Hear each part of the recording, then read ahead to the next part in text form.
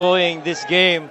Well, this is what you get. If you get, the top two defensive teams going at it in the finals. How about ABRA though, storming back from the 10-point deficit? Ball loose. Oh, that thing's been going on between John Oduba and Gabanal. A lot of contact. Ball will stay with the Weavers. And alam naman natin, pagdating sa loob ng paint, talagang walang binibigay na madali itong QUEZON Huskers. Baseline inbound, ABRA. Ildefonso trying to shake off Gabanal. Now it's with Batino, backing down Gabayni. Masyadong malakas. Si Uduba na naman na nakapulot. But that time he misses. So far, John Oduba's getting the better of Simon Sandagon in the rebounding battle. Good thing they were able to secure it. Now it's their turn. LJ almost lost his dribble. Gets it back from Gabayni. Gonzalez. Banal. 6 on their shot clock. LJ makes his move. He drives. Scoop layup. No good. Out of bounds. ABRA basketball. Right now, LJ going to his foot speed to try and beat the defense of Jason Brickman. Medyo malakas lang, back rim yung tira na yon, and last touch before it went outside, Joseph Gabayni. Itong ABRA went back to their traditional lineup, having two bigs on the floor. Jason Brickman, tough shot, unable to convert. Ball will go back to QUEZON. So they have John Oduba, Ryan Batino, Jason Brickman, Marwin Taiwan, and Dave Ildefonso. Sa panig naman ng QUEZON, Simon Sandagon, Joseph Gabayni, LJ Gonzalez, Christian Pagaran, and Gab Banal. LJ puts on the Jets high off the glass and in. Well, that middle lane, gut of the lane action by the Huskers have been a weapon that they've used, similar to how they did it in the Bedyan series. Pagaran snags down his 5th rebound to go along with 17 points. They say they go back to that middle ball action. LJ Gonzalez with 15 markers. He wants that clear left side of the floor. Gonzalez working on Brickman, facing a double team. Skip pass, Pagaran. Jump shot. 3-pointer is good. The guy can't be denied. He's been shooting the lights out. 3 minutes left in overtime. 5-point lead for QUEZON. They steal the basketball away. LJ Gonzalez, Christian Pagaran coming up with the goods here early in overtime. They're going flat again on that middle ball action with Joseph Gabayni and LJ. LJ settles for a free. Oh, man. LJ Gonzalez. Big time shot to put them up by 80-72. When the threes start going in, you know it's Huskers basketball. They are the #1 3-point making team with almost 10 per game. This first one was that skip and that corner waiting hands of Christian Pagaran. And then again on that next possession, you're getting LJ Gonzalez. That twisted screen by Joseph Gabayni, nobody right in front, and really just a clear basket make from 3 for LJ Gonzalez. 8-0 run as ABRA sues for time.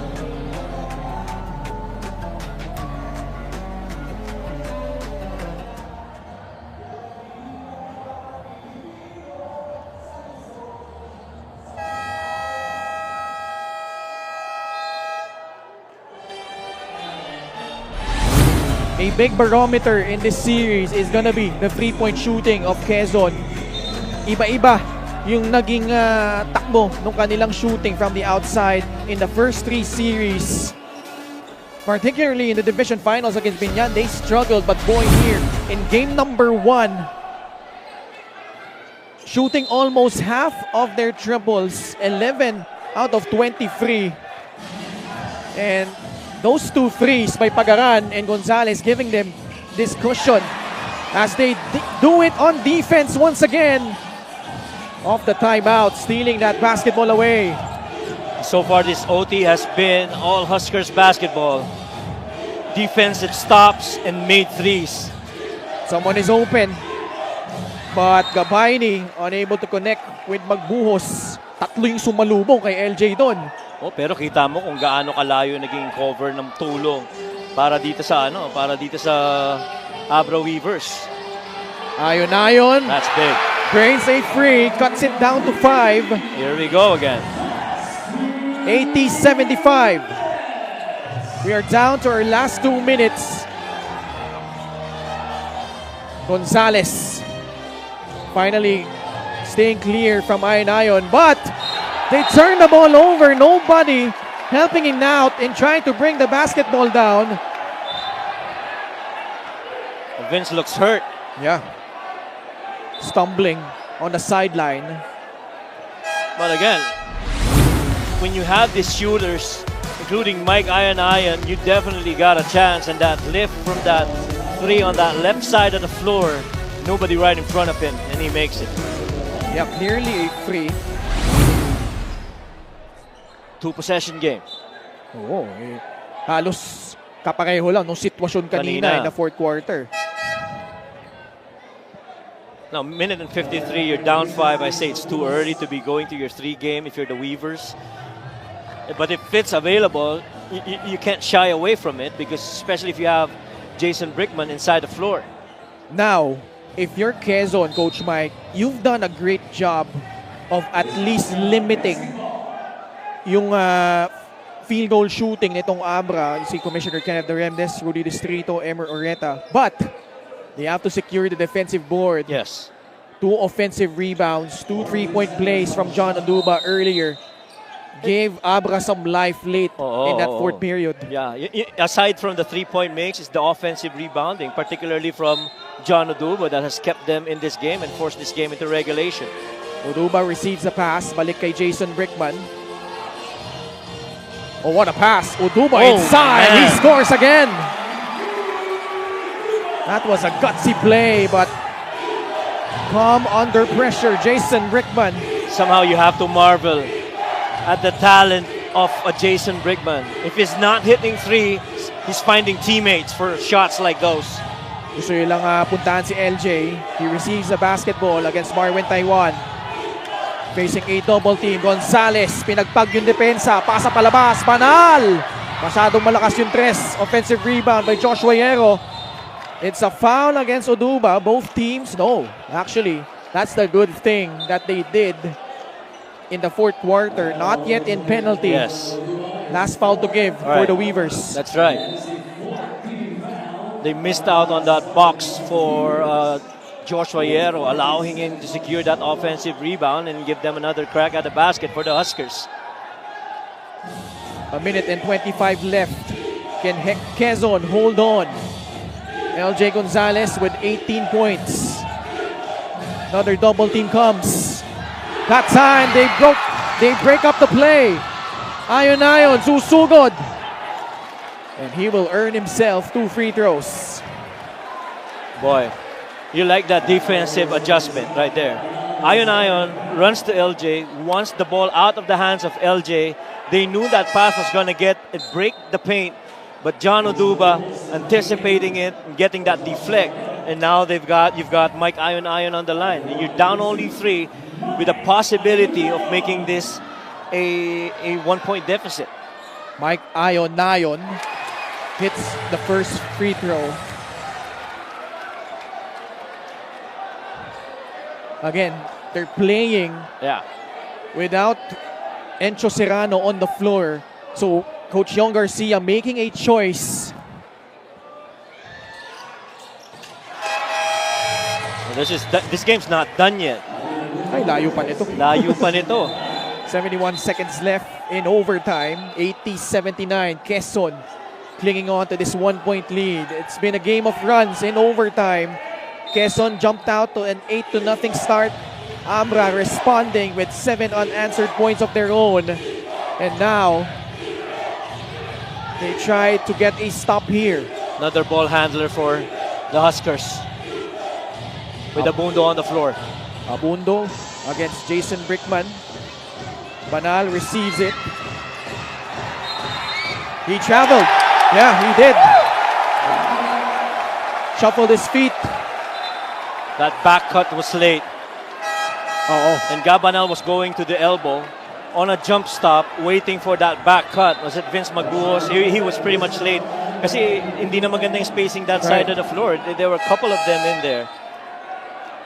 And again, ABRA doing a solid job of not letting LJ Gonzalez catch the basketball. Did we not say that these two teams are the top defensive teams? Well, fans are getting a really good treat. Big possession for ABRA. 40 seconds left. Jason Brickman working on Simon Sandagon. Brickman drives, lays it up and in! How about Jason Brickman in crunch time? 15 points for number 15. All of the big plays have come from this guy right here. Dribbled back, taking out Simon Sandagon, created that space, and able to finish going glass. Uduba did not even bother to go nearer because he knew that Jason wanted that layup. He understood the positional advantage downhill with Simon from the back. What a run by ABRA. 9 straight points. And QUEZON will have to burn their timeout. We'll listen in to Coach Eric Gonzalez. Tapos si Gabon, isang dalawa. Backcourt mo hindi. Ay, makinig. Coach yan na. Ay, makinig. LJ. Hindi pa tapos, ha? Natin yan. Si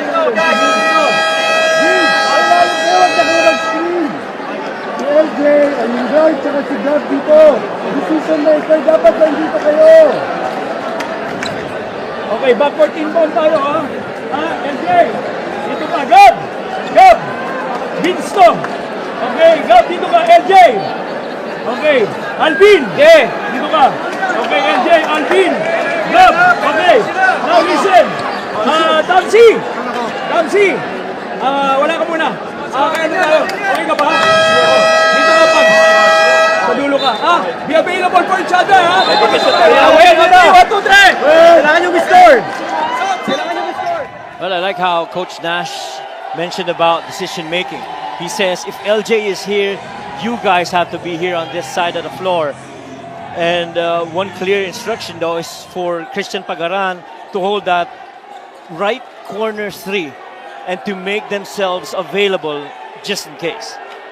Now they opted to inbound at the backcourt. So that gives them the full 24 seconds on a shot clock. 36 on the game clock. Abundo receives. Taiwan in front of him. LJ being denied by Jason Brickman. Na kay Abundo pa rin ang bola. Ngayon na kay LJ. 10 seconds left on their shot clock. Facing a double team. Gonzalez tried to split it. Brickman comes away almost with a steal. It's a mad scramble. A jump ball. QUEZON retains possession. Now what ABRA is arguing is that there was no clear change of possession, that it should have been a shot clock violation. Wow. Let's see. And again, it's another possession that ends on a defensive stop. Well, they were expecting LG to get that ball that side of the floor, but how quickly was that double coming in? And they knew na susubukang i-split ni LJ yung dalawang depensa, and just that quick dig underneath allowed that deflect, and we are where we are right now. And every time na double si LJ, they just have trouble executing it on QUEZON.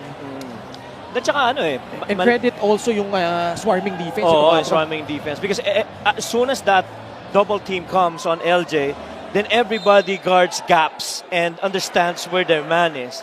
There's a guy who will cover two offensive players. The QUEZON Huskers. And really just good adjustments from both these teams. So after the review, QUEZON will retain possession with 13 seconds left on the game clock. Ayun naagaw na ni Brickman . He had 2 hands on the basketball. That's so right. The interpretation was he did have possession. Pero dito nagkagulo na, karambola. Everyone leaving everything on the floor for this game number 1 victory. Quezon trying to steal one on the road. Let's see what they come up with on possibly the last possession. Gonzalez making his move early for 3. No! Banal! Tried to grab the rebound. They will review this.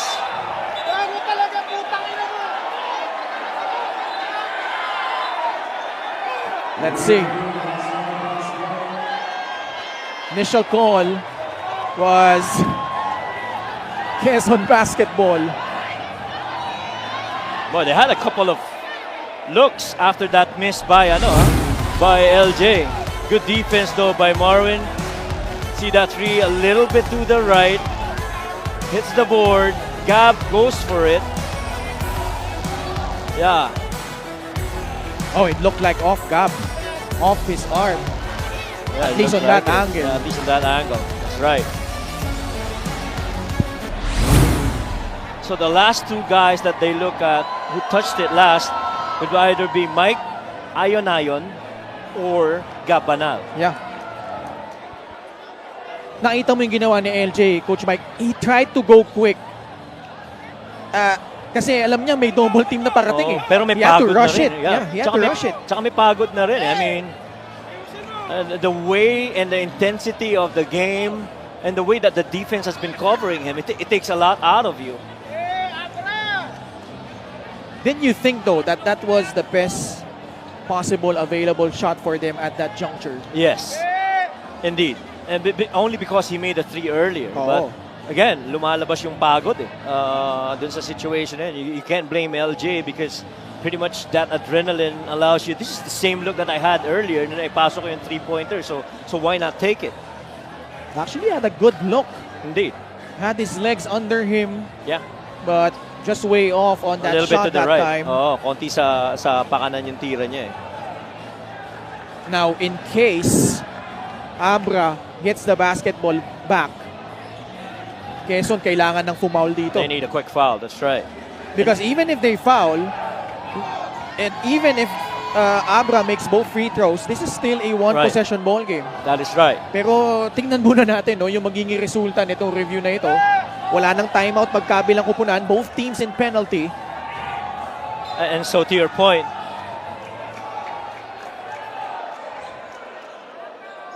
this is very important for both these teams now. Jay Castroverde, our crew chief, going to Richard Tampos. The initial call was Quezon basketball. The review was inconclusive, so we will stand on the call. Quezon Huskers basketball. Quezon will retain possession. 5.7 seconds left. Hold on to your seats, ladies and gentlemen.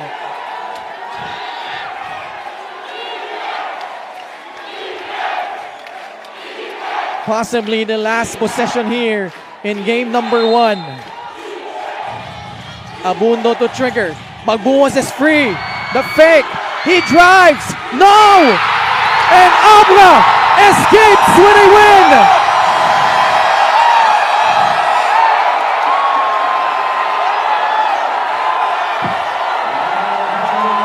What a fight back by the ABRA Solid North Weavers. Getting their first real test at home and delivering when it mattered the most. Visibly emotional kong JB Bernos. Oh yeah, letting all that pressure, all that energy out after that missed shot by Vince Magbuos. And I tell you, we saw that same move from Vince earlier. That they got that look. They got Vince with the ball. He saw that closeout, went for that shot fake, drove that same side of the floor. Remember that quarter where Joseph for the Weavers. And coming away with 8 points both in the fourth quarter.